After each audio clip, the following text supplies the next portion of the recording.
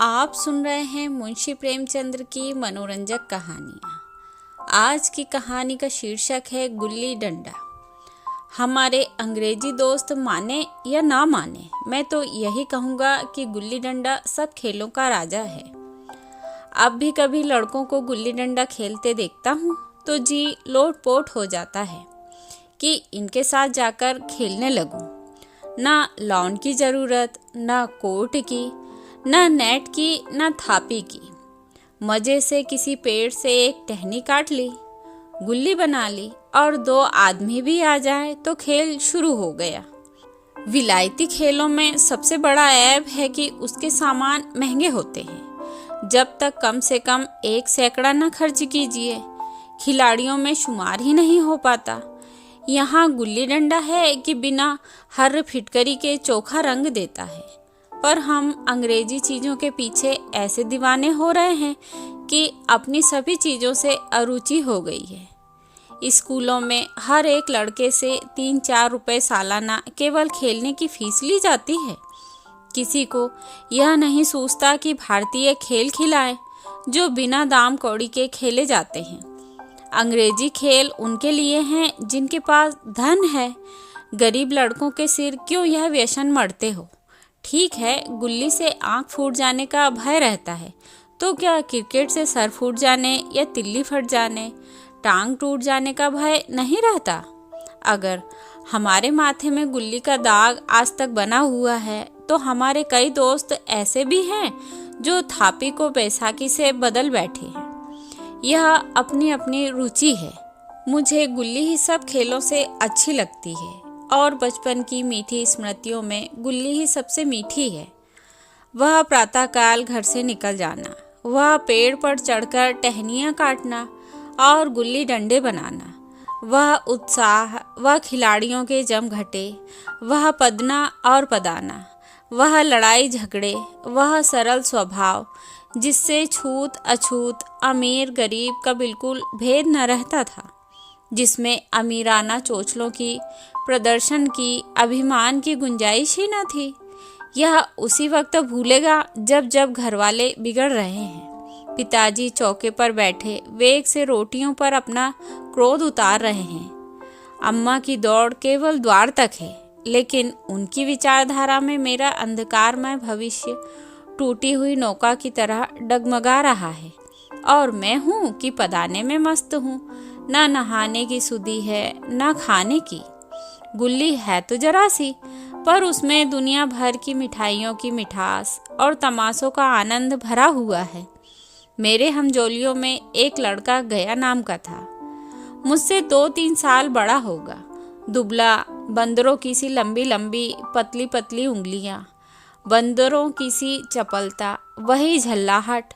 गुल्ली कैसी ही हो, पर इस तरह लपकता था जैसे छिपकली कीड़ों पर लपकती है। मालूम नहीं उसके माँ बाप थे या नहीं, कहाँ रहता था, क्या खाता था, पर था हमारे गुल्ली क्लब का चैंपियन। जिसकी तरफ वह आ जाए उसकी जीत निश्चित थी। हम सब उसे दूर से आते देख उसका दौड़ कर स्वागत करते थे और अपना गोइया बना लेते थे। एक दिन मैं और गया 2 ही खेल रहे थे।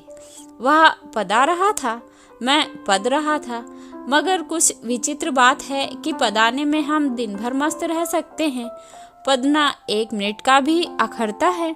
मैंने गला छुड़ाने के लिए सब चालें चली, जो ऐसे अवसर पर शास्त्र विहित न होने पर भी क्षम्य है। लेकिन गया अपना दाव लिए बगैर मेरा पिंड न छोड़ता था। मैं घर की ओर भागा। अनुनय विनय का कोई असर न हुआ था। गया ने मुझे दौड़कर पकड़ लिया और डंडा तानकर बोला, मेरा दाव देकर जाओ। पदाया तो बड़े बहादुर बन के, पदने के बेर क्यों भागे जाते हो? तुम दिन भर पदाओ तो मैं दिन भर पदता रहूं। हाँ, तुम्हें दिन भर पदना पड़ेगा।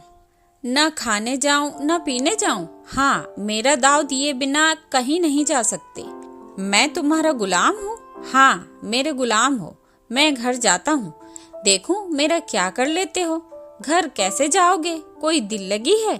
दाव दिया है, दाव लेंगे। अच्छा, कल मैंने अमरूद खिलाया था, वह लौटा दो। वह तो पेट में चला गया। निकालो पेट से, तुमने क्यों खाया मेरा अमरूद? अमरूद तुमने दिया तब मैंने खाया, मैं तुमसे मांगने न गया था। जब तक मेरा अमरूद न दोगे मैं दाव न दूंगा। मैं समझता था न्याय मेरी ओर है, आखिर मैंने किसी स्वार्थ से ही उसे अमरूद खिलाया होगा। कौन निस्वार्थ किसी के साथ सलूक करता है? भिक्षा तक तो स्वार्थ के लिए देते हैं। जब गया ने अमरूद खाया तो फिर उसे मुझसे दाव लेने का क्या अधिकार है? रिश्वत देकर तो लोग खून पचा जाते हैं, यह मेरा अमरूद यूं ही हजम कर जाएगा? अमरूद पैसे के 5 वाले थे, जो गया के बाप को भी नसीब ना होंगे। यह सरासर अन्याय था। गया ने मुझे अपनी ओर खींचते हुए कहा, मेरा दाव देकर जाओ। अमरूद अमरूद मैं नहीं जानता, मुझे न्याय का बल था। वह अन्याय पर डटा हुआ था। मैं हाथ छुड़ाकर भागना चाहता था, वह मुझे जाने न देता। मैंने उसे गाली दी, उसने उससे कड़ी गाली दी, और गाली ही नहीं एक चांटा जमा दिया। मैंने उसे दांत काट लिया, उसने मेरी पीठ पर डंडा जमा दिया। मैं रोने लगा। गया मेरे इस अस्त्र का मुकाबला न कर सका। मैंने तुरंत आंसू पोंछ डाले, डंडे की चोट भूल गया और हंसता हुआ घर जा पहुंचा। मैं थानेदार का लड़का एक नीच जात के लौंडे के हाथों पिट गया। यह मुझे उस समय भी अपमानजनक मालूम हुआ, लेकिन घर में किसी से शिकायत न की। उन्हीं दिनों पिताजी का वहाँ से तबादला हो गया। नई दुनिया देखने की खुशी में ऐसा फूला कि अपने हमजोलियों से बिछड़ जाने का बिल्कुल दुख न हुआ। पिताजी दुखी थे, वह बड़ी आमदनी की जगह थी। अम्मा जी भी दुखी थी, यहाँ सब चीज़ सस्ती थी और मोहल्ले की स्त्रियों से घराव सा हो गया था। लेकिन मैं मारे खुशी के फूला न समाता था। लड़कों में जीट उड़ा रहा था। वहाँ ऐसे घर थोड़े ही होते हैं, ऐसे ऐसे ऊंचे घर कि आसमान से बातें करते हैं। वहाँ के अंग्रेजी स्कूल में कोई मास्टर लड़कों को पीटे तो उसे जेल हो जाए। मेरे मित्रों की फैली हुई आंखें और चकित मुद्रा बतला रही थी कि मैं उनकी निगाह में कितनी स्पर्धा हो रही थी। मानो कह रहे थे, तू भगवान हो भाई, जाओ, हमें तो इसी उजड़ ग्राम में जीना भी है और मरना भी। 20 साल गुजर गए। मैंने इंजीनियरिंग पास की और उसी जिले का दौरा करता हुआ उसी कस्बे में पहुंचा और डाक बंगले में ठहरा। उस स्थान को देखते ही इतनी मधुर बाल स्मृतियाँ हृदय में जाग उठीं कि मैंने छड़ी उठाई और कस्बे की सैर करने निकला। आंखें किसी प्यासे पथिक की भांति बचपन के उन क्रीड़ा स्थलों को देखने के लिए व्याकुल हो रही थी, पर उस परिचित नाम के सिवा वहाँ और कुछ परिचित न था।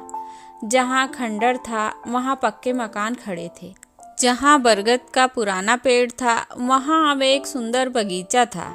स्थान की काया पलट हो गई थी। अगर उसके नाम और स्थिति का ज्ञान न होता तो मैं उसे पहचान भी न सकता। बचपन की संचित और अमर स्मृतियाँ बाहें खोले अपने उन पुराने मित्रों से गले मिलने को अधीर हो रही थी, मगर वह दुनिया बदल गई थी। ऐसा जी होता था कि उस धरती से लिपटकर रोऊं और कहूं, तुम मुझे भूल गई, मैं तो अब भी तुम्हारा वही रूप देखना चाहता हूँ। सहसा एक खुली जगह में 2-3 लड़कों को गुल्ली डंडा खेलते देखा। एक क्षण के लिए मैं अपने को बिल्कुल भूल गया कि मैं एक ऊंचा अफसर हूँ। साहसी ठाठ में रौब और अधिकार के आवरण में जाकर एक लड़के से पूछा, क्यों बेटे, यहाँ कोई गया नाम का आदमी रहता है? एक लड़के ने गुल्ली डंडा समेटकर सहमे हुए स्वर में कहा, कौन गया? गया चमार? मैंने यूं ही कहा, हाँ हाँ वही। गया नाम का कोई आदमी है तो शायद वही हो। हाँ है तो जरा उसे बुला सकते हो? लड़का दौड़ता हुआ गया और एक क्षण में एक 5 हाथ काले देव को साथ लिए आता दिखाई दिया। मैं दूर से ही पहचान गया और उसकी ओर लपकना चाहता था कि उसके गले लिपट जाऊं, पर कुछ सोचकर रह गया। बोला, कहो गया, मुझे पहचानते हो? गया ने झुककर सलाम किया। हाँ मालिक, भला पहचानूंगा क्यों नहीं, आप मज़े में हो? बहुत मज़े में। तुम अपनी कहो। डिप्टी साहब का साइस हूँ। मतई, मोहन, दुर्गा सब कहाँ हैं? कुछ खबर है? मतई तो मर गया। दुर्गा और मोहन दोनों डाकिया हो गए हैं।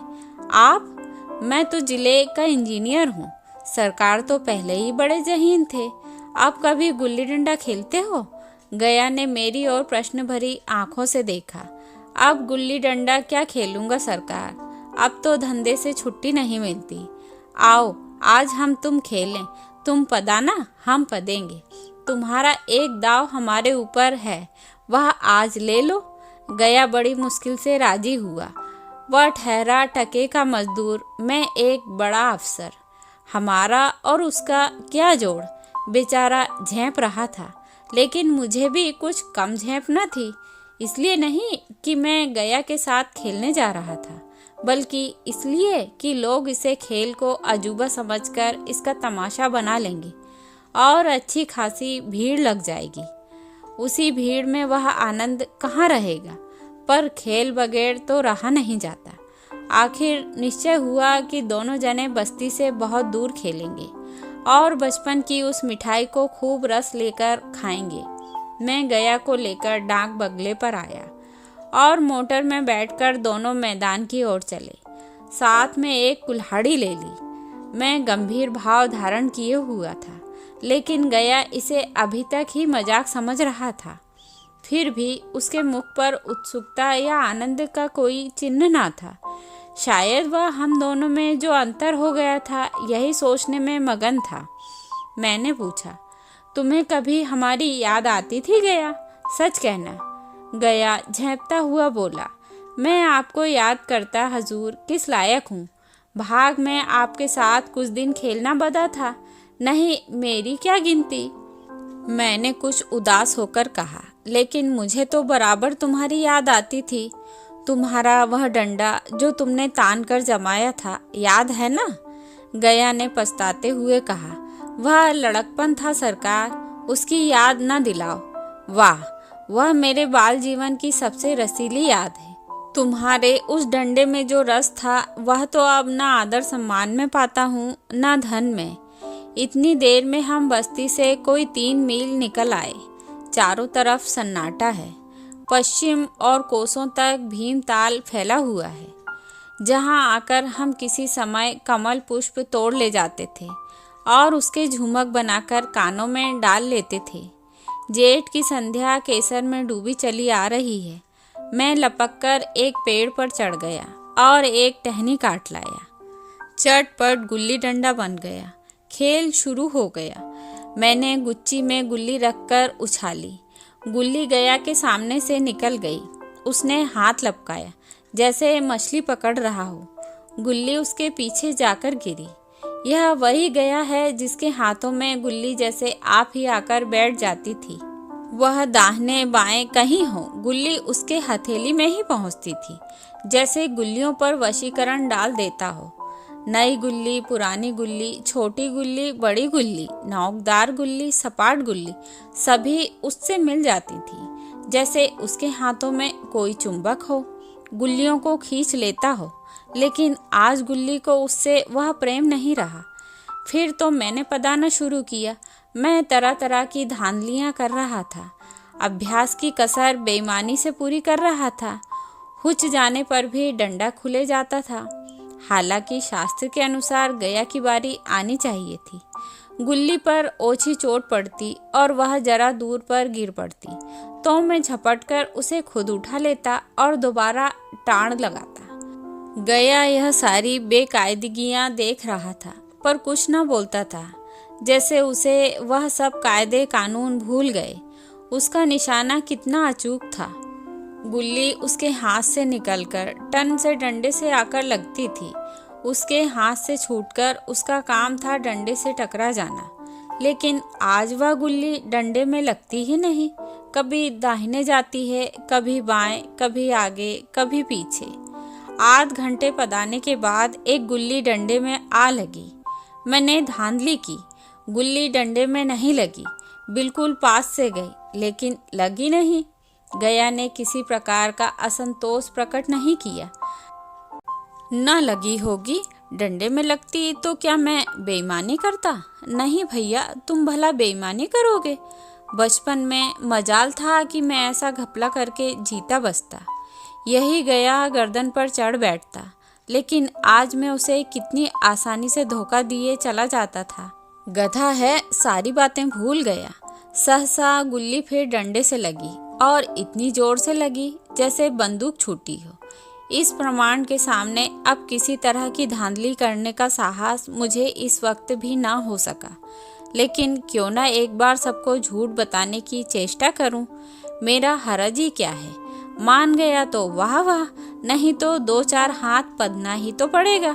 अंधेरे का बहाना करके जल्दी से छुड़ा लूंगा, फिर कौन दाव देने आता है। गया ने विजय के उल्लास में कहा। लग गई, टन से बोली। मैंने अनजान बनने की चेष्टा करके कहा, तुमने लगते देखा? मैंने तो नहीं देखा, टन से बोली है सरकार। आज जो किसी ईंट से टकरा गई हो। मेरे मुख से यह वाक्य उस समय कैसे निकला, इसका मुझे खुद आश्चर्य है। इस सत्य को झुठलाना वैसा ही था जैसे दिन को रात बताना। हम दोनों ने गुल्ली को डंडे में जोर से लगते देखा था, लेकिन गया ने मेरा कथन स्वीकार कर लिया। हाँ, किसी ईंट में ही लगी होगी। डंडे में लगती तो इतनी आवाज ना आती। मैंने फिर पदाना शुरू कर दिया, लेकिन इतनी प्रत्यक्ष धांधली कर लेने के बाद गया की सरलता पर मुझे दया आने लगी। इसलिए जब तीसरी बार गुल्ली डंडे में लगी तो मैंने बड़ी उदारता से दाव देना तय कर लिया। गया ने कहा, अब तो अंधेरा हो गया है भैया, कल पर रखो। मैंने सोचा कल बहुत सा समय होगा, यह न जाने कितनी देर पदाए, इसलिए इसी वक्त मामला साफ कर लेना अच्छा होगा।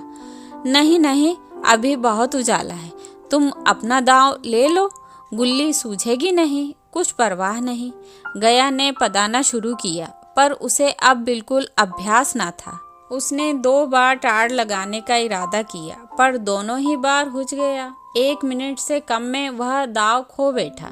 मैंने अपने हृदय की विशालता का परिचय दिया। एक दांव और खेल लो, तुम तो पहले ही हाथ में हुच गए। नहीं भैया, अब अंधेरा हो गया, तुम्हारा अभ्यास छूट गया, कभी खेलते नहीं। खेलने का समय कहाँ मिलता है भैया। हम दोनों मोटर पर जा बैठे और चिराग जलते जलते पड़ाव पर पहुंच गए। गया चलते चलते बोला, कल यहाँ गुल्ली डंडा होगा, सभी पुराने खिलाड़ी खेलेंगे, तुम भी आओगे? जब तुम्हें फुर्सत हो तभी खिलाड़ियों को बुलाऊं। मैंने शाम का समय दिया और दूसरे दिन मैच देखने गया। कोई 10-10 आदमियों की मंडली थी। कई मेरे लड़कपन के साथी निकले। अधिकांश युवक थे जिन्हें मैं पहचान न सका। खेल शुरू हुआ। मैं मोटर पर बैठा बैठा तमाशा देखने लगा। आज गया का खेल, उसका निपुण्य देखकर मैं चकित हो गया। टाण लगाता तो गुल्ली आसमान से बातें करती। कल की सी वह झिझक, वह हिचकिचाहट, वह बेदिली आज न थी। लड़कपन में जो बात थी, आज उसने प्रौढ़ता प्राप्त कर ली थी। कहीं कल इसने मुझे इस तरह पदाया होता तो मैं जरूर रोने लगता। उसके डंडे की चोट खाकर गुल्ली 200 गज की खबर लाती थी। पदने वालों में एक युवक ने कुछ धांधली की। उसने अपने विचार में गुल्ली लपक ली थी। गया का कहना था गुल्ली जमीन से लगकर उछली थी। इस पर दोनों में ताल ठोकने की नौबत आई है। युवक दब गया। गया का तमतमाया हुआ चेहरा देखकर डर गया। अगर वह दब न जाता तो जरूर मारपीट हो जाती। मैं खेल में न था, पर दूसरों के इस खेल में मुझे वही लड़कपन का आनंद आ रहा था जब हम सब कुछ भूलकर खेल में मस्त हो जाते थे। अब मुझे मालूम हुआ कि कल गया ने मेरे साथ खेला नहीं, केवल खेलने का बहाना किया। उसने मुझे दया का पात्र समझा। मैंने धांधली की, बेईमानी की, पर उसे जरा भी क्रोध न आया, इसलिए कि वह खेल ना रहा था, मुझे खिला रहा था, मेरा मन रख रहा था। वह मुझे पदाकर मेरा कचूमर नहीं निकालना चाहता था। मैं अब अफसर हूँ। यह अफसरी मेरे और उसके बीच में दीवार बन गई है।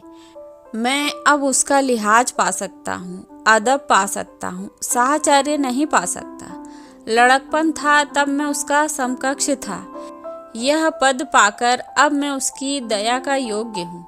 वह मुझे अपना जोड़ नहीं समझता। वह बड़ा हो गया है, मैं छोटा हो गया हूँ। तो यह थी कहानी गुल्ली डंडा।